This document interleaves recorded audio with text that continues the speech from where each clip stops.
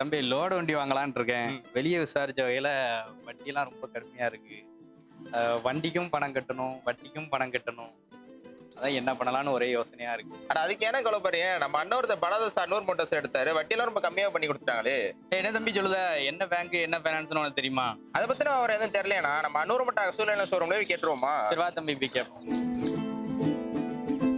வாங்கண்ணே, வாங்க உட்காருங்கண்ணே. சார் நம்ம அண்ணன் வண்டி எடுக்கலாம் யோசனையில இருக்காரு. வெளி ஃபினான்ஸ்ல போய் விசாரிச்சா வட்டியெல்லாம் ரொம்ப கூடுதலா வரும்னு பயப்படுறாரு.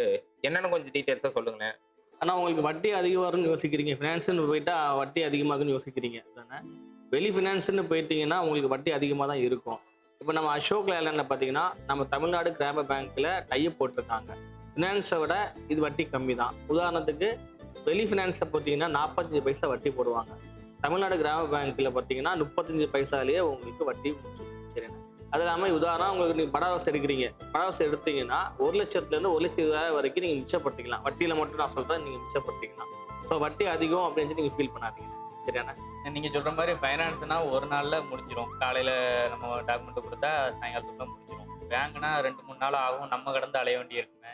நீங்கள் சொல்ல கரெக்ட் தானே. ஃபினான்ஸ் அப்படின்னா ஒரே நாளில் முடிச்சு கொடுத்துருவாங்க. தமிழ்நாடு கிராம பேங்கை பொறுத்த வரைக்கும் 2 மணி நேரம் டைம் எடுப்பான்னு நீங்கள் சொல்கிறீங்க.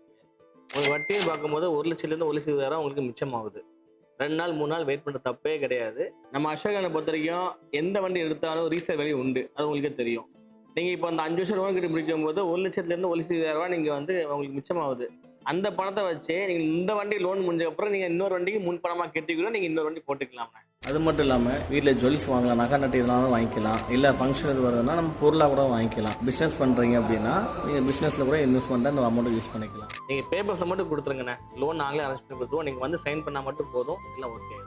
சரி நான் அப்படின்னா படாதோஸ் வாங்கிக்கிறேன். தாங்க என்னோட டாக்குமெண்ட்டு, எனக்கு லோன் இருக்கு. சரி ஓகேண்ணே, நான் உங்களுக்கு லோன் அரேஞ்ச் பண்ணுறது உங்களுக்கு கூப்பிட்றேன். நம்ம அசோக் லேலண்ட் டைப் பண்ணிக்கிற தமிழ்நாடு கிராம வங்கி எங்கெங்க எத்தனை பிரான்ச் இருக்குன்னு பார்த்தீங்கன்னா தென்காசியில் 33 பிரான்ச்சஸ் இருக்கு, தூத்துக்குடியில் 38 பிரான்ச்சஸ் இருக்கு, திருநெல்வேலியில் 35 பிரான்ச்சஸ் இருக்கு, கன்னியாகுமரியில் பார்த்தீங்கன்னா 26 பிரான்ச்சஸ் இருக்கு. இதை பற்றி மேலும் டீட்டெயில்ஸ் தெரிஞ்சுக்கிறதுக்கு ஸ்க்ரீனில் தெரியாத நம்பரை கான்டாக்ட் பண்ணுங்க.